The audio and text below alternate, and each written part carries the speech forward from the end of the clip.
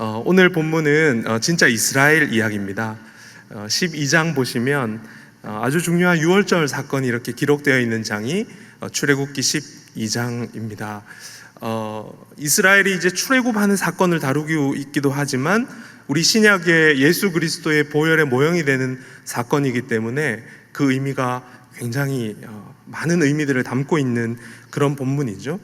오늘 12장은 이 이스라엘 백성들이 출애굽하는 이 상황들을 자세히 묘사하고 있는데 아마 상황이 굉장히 긴박했던 것 같습니다. 오늘 읽었던 39절에 보니까 빵 반죽이 채 숙성이 되기도 전에 얼른 출애굽해야 되는 아주 긴박한 상황이었던 것을 39절을 통해서 우리는 알 수 있습니다. 여러분, 이스라엘 백성이 애굽에서 노예 생활 한 게 몇 년이라고 오늘 본문에 나오죠? 430년입니다. 아버지의 아버지의 아버지의 아버지도 때부터 노예였던, 어제도 노예였고 태어나 보니까 노예였고 오늘도 노예의 삶을 살고 내일도 당연히 노예일 거라고 생각했는데 오늘 본문 42절의 표현으로 여호와의 밤이라고 불리는 그 하룻밤이면 애굽에서 출애굽하는 일에 충분한 시간은 바로 하룻밤. 누구도 예상 못했던 그 일이, 역사가 하룻밤 사이에 일어나게 된 것이죠. 이렇게 이 구원하시는 이로 말미암아 그 하나님의 때에 하나님의 방법으로 온전하게 이루어진다는 것을 오늘 본문을 통해 우리는 알 수 있습니다. 우리의 구원도 마찬가지죠. 여러분들의 신앙의 여정을 한번 반추해 보십시오. 여러분들이 채 생각하기도 전에, 인식하기도 전에 하나님의 그 구원 계획 가운데 여러분들을 어둠에서, 죽음에서 건지신 그 하나님, 구원하시기를 기뻐하시는 하나님이세요. 이렇게 아무도 예상하고 그냥 익숙해져 있는 430년의 그 시간 속에서 하나님 한 번 작정하시면 그 하룻밤, 여호와의 밤에 역사가 일어나는 거예요. 저도 저희 집안 이렇게 예전에 한번 나눈 적이 있는데 굉장히 불도가 강한 집안이었습니다. 저희 집안이 절을 가지고 있었으니까요. 얼마나 강한지 아시겠죠? 홀로 신앙생활 하시는 이제 어머니 시집 오셔서 그 한 사건을 통해서 하나님께서 우리 가정을 믿음의 가정으로 이렇게 구원해 주신 것 생각할수록 하나님의 은혜라고 생각합니다. 개인적으로 하나님을 인격적으로 만나고 예수 그리스도의 그 보혈의 공로가 나에게 유효하고 나에게 적용되어지고 그 하나님의 그 흘리신 보혈이 나를 구원하시는 그 피라는 사실을 인식하게 된 그 중요한 시기도 지금 생각해 보면 하나님의 은혜였다고 그렇게 고백하게 됩니다. 하나님은 그렇게 작정하시는 일을 더딘 것 같지만 반드시 이루시는 분이고 그 백성들을 향하여 또 아브라함을 향하여 그렇게 약속하신 바는 하나님의 때에 이루시는 하나님이시죠. 요즘 우리가 성경학교와 수련회를 이렇게 준비하고 기대하는 마음으로 우리 선생님들과 우리 주일학교, 우리 사역자분들과 온 성도들이 함께 마음 모아서 그렇게 이 여름 사역들을 진행하고 있는 중에 있습니다. 저희 큰아이가 그 유명한 중2인데요. 이번 중등부 수련회 메인 스피커가 정반석 목사님이라는 이야기를 듣고 제가 손을 꼭 잡고 부탁드렸습니다. 목사님, 우리 큰아이 이번에 꼭 주님 만나게 해주세요. 그러니까 부담스럽게 왜 그러세요? 이러시더라고요. 그래서 제가 부담 가지라고 한 말은 분명하지만 이게 어떻게 설교를 열심히 준비한다고, 그렇죠?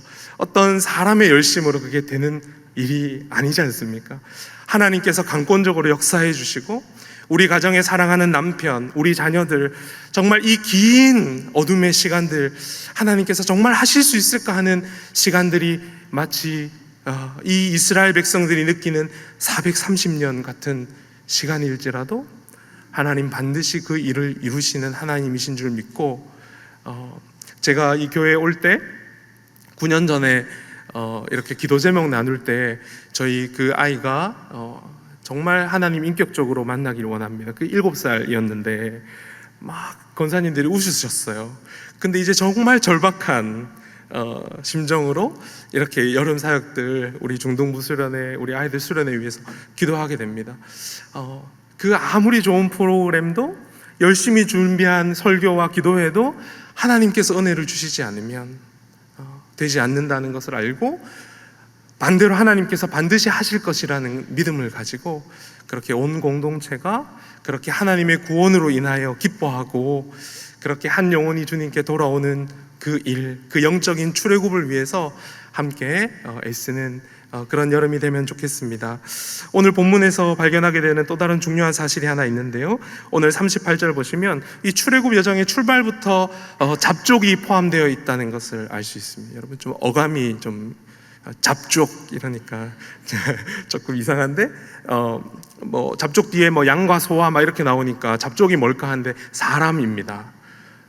수많은 잡족은 에레브라브라는 이 원어로 이방인들을 뜻하는 그 사람을, 이방인을 가리키는 말이 에레브라브, 잡족이라는 표현인데요, 다 이 무리가 누구였는지 우리는 다 알 수는 없지만 짐작건대 셈족이었거나 애굽인들이었거나 이방 노예들이 이 출애굽 여정 출발부터 포함되어 있다는 것을 우리는 오늘 본문을 통해서 분명히 확인할 수 있게 됩니다. 이들의 공통점은 뭐죠? 하나님을 두려워하고 경외함으로 어린 양의 피로 문설주에 피를 발랐다는 거예요. 이들이 이스라엘 민족이 아니었는데 그 하나님의 구원하시고 이 만물을 통치하시는 그 하나님을 향한 경건한 두려움을 가지고 그 구원하실 하나님을 향한 기대로 우리 집 문설주에도 피를 발랐다는 거예요. 그리고 살게 되었고, 이 출애굽 여정부터 출발하게 되는 은혜를 이 수많은 잡족들이 함께 이 여정을 동행하는 것 우리가 보게 됩니다. 이 이방인이 처음부터 포함되어 있었다 하는 것은 굉장히 중요한 신학적인 주제인데요, 출발부터 혈통으로 뭉쳐진 그냥 이스라엘 단의 민족만 구원하시려는 하나님의 구원 계획이 아니라, 이 혈통으로 뭉쳐진 공동체가 아니라 처음부터 신앙으로 뭉쳐진 공동체였다는 것을 보여주는 사건이죠. 온 열방을 차별 없이 구원하시려는 하나님의 원대한 구원 계획이 처음부터 담겨 있는 것을 우리는 보게 됩니다. 오늘 읽지는 않았지만 43절 이하에 보면 이방인들에게도 이방인들이 할례 받을 수 있는 방법들을 율례와 규례로 알려주시는 것을 보면 하나님의 그 구원의 마음이 얼마나 이방인들을 포함 온 열방을 향해 있는지를 우리가 확인할 수 있게 되는 것이죠. 다마스커스에서 주님을 만나고 이방인 선교에 힘썼던 사도 바울도 그 에베소 교회의 성도들을 향하여 에베소서 2장 12절에 이렇게 고백하고 있는데요, 그때 너희는 그리스도 밖에 있었고 이스라엘 나라 밖의 사람이라. 약속의 언약들에 대하여는 외인이요 세상에서 소망이 없고 하나님도 없는 자이더니 이제는 전에 멀리 있던 너희가 그리스도 예수 안에서 그리스도의 피로 가까워졌느니라. 이렇게 차별 없는 복음이 예수 그리스도의 피로 말미암아 온 민족과 열방 가운데 열려 있다, 이렇게 선포하는 것이죠. 엄밀히 말하면 우리도 에레브라브 잡족입니다. 외인이었고 어둠에 속했던 자였고 이방인이고 구원받을 그 어떤 조건도 우리에게서 찾을 수 없지만 하나님은 믿음으로 그 흘리신 보혈로 우리를 구원하셨습니다. 한번 가만히 생각해 보면 어떤 면에서 출애굽할 때 사람들이 하나님께서 어쨌든 이제 모세를 통해서 문설주에 피를 발라라 이렇게 했으니까 뭐 온전한 믿음으로 했던지 안 했던지 그 어린 양을 잡아서 피를 바르는 건 믿음이 좋으신 분들은 가능했을 수도 있겠다, 이런 생각이 들어요. 그때 우리가 이스라엘 백성이었어도 그렇게 하면 산다고 했으니까 어린 양의 피를 문설주에 바르는 건 뭐 그렇게 어려운 일은 아니겠다, 그런 생각이 드는데, 우리에게 일어난 일은 어떤 일이죠?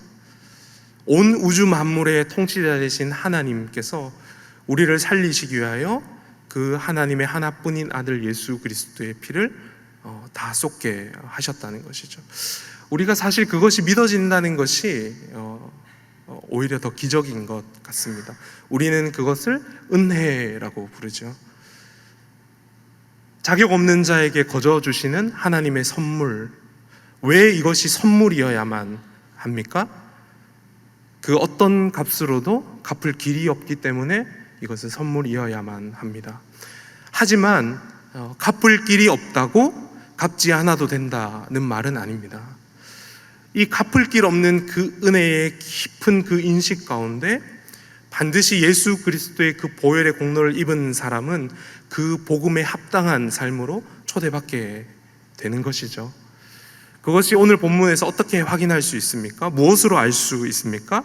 37절 한번 보시면, 여러분, 출애굽하기 전에 이들의 신분이 뭐였죠? 노예였습니다.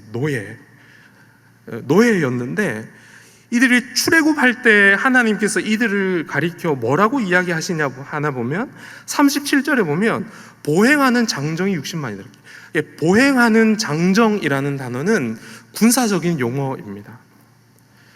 직접적으로 41절에 보시면 직접적으로 이 노예였던 이스라엘 백성들을 가리켜 여호와의 군대라고 표현을 직접적으로 그렇게 하시는 것이죠. 어떤 면에서 어울리지 않는 호칭이기도 합니다. 노예였습니다. 아무 힘도 없고 가진 것도 없고, 그런 이들이 출애굽 여정을 시작하는데 하나님은 이들을 향하여 여호와의 군대라고 그렇게 칭하시는 것이죠. 이들의 아이덴티티를 분명하게 보여주는 단어, 여호와의 군대. 출애굽을 왜 시키셨을까? 물론 약속의 땅 가나안에 입성하게 해서 잘 먹고 잘 산다 하는 그런 축복의 그 원리, 가나안의 새 땅에 예비해 놓으신 하나님의 복이 거기 있다 하는 것 동의하지만, 사실 잘 먹고 잘 살게 하시기 위해서 그것만을 위해서 출애굽하게 하셨을까 했을 때는 그건 아닌 것 같아요. 그렇죠?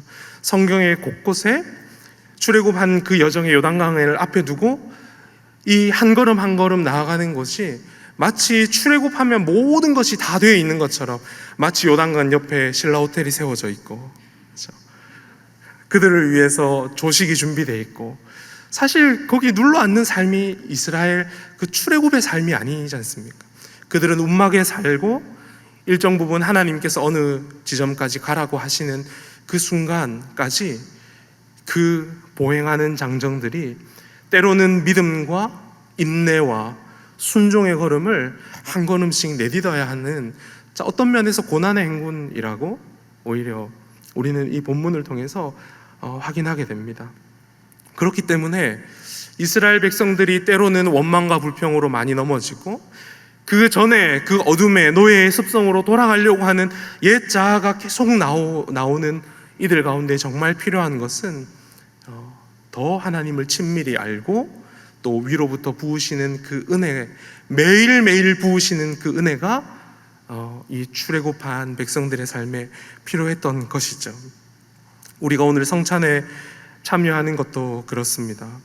우리가 참 이 혼란하고 분주한 이 땅 한가운데에 발을 디디고 세상 사람들과 똑같이 살아가는 그런 사람인 것 같은 느낌을 받지만, 정말 우리의 소속과 또 우리의 또 그런 정체성을 다시 한번 깊이 주님의 그 보혈, 흘리신 그 보혈 안에서 우리가 완전히 새로 지어진, 그리고 영적으로 출애굽하게 하신 그 하나님의 군대임을 다시 한번 깊이 우리가 묵상하고, 그분께서 우리를 위하여 흘리신 그 보혈과 그분의 고난과 죽으심에 동참할 뿐만 아니라 그 부활의 권능에도 우리가 참여함을 더 깊이 인식하면서 그 하나님께서 우리에게 베푸신 그 은혜로 다시 한번 그 부활의 권능을 덧입기를 사모하는 그런 사모함으로 우리가 이 예배와 성찬에 참여해야 할 것입니다.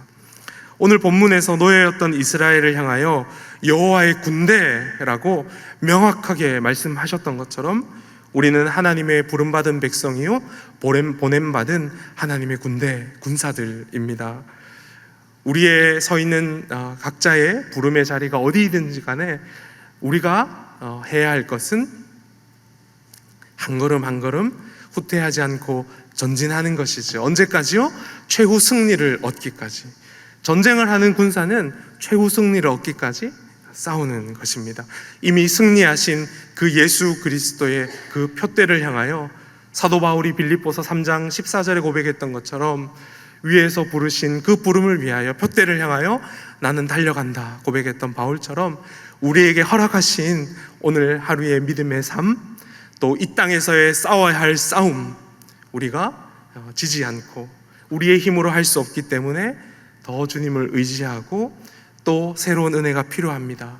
이렇게 또 하나님께 더 온전히 참 포도나무에 참 이렇게 접붙임 받아 있는 가지처럼 우리 한 사람 한 사람이 하나님께 완전히 이렇게 의탁되어서 그렇게 우리의 삶이 십자가의 그 권능을 힘입어 그냥 살아가는 것이 아니라 이 땅을 회복하고 출애굽하셔서 약속의 땅을 향하여 가는 그 걸음걸음마다 승리케 하신 그 주님의 마음을 우리가 알고 각자의 삶의 자리에서 싸워서 이겨내고 그리스도의 그 보혈의 권능과 부활의 권능이 우리 사랑하는 성도님들의 그 삶의 자리에서 확인되어지고 적용되어지고 그리고 정말 살아있는 능력으로 역사되어서 그렇게 여러분들을 통하여 이 땅이 회복되고 예수 그리스도께서 우리를 위하여 흘리신 그 보혈이 정말 너무너무 값진 것으로 또 우리가 그 복음에 합당한 삶을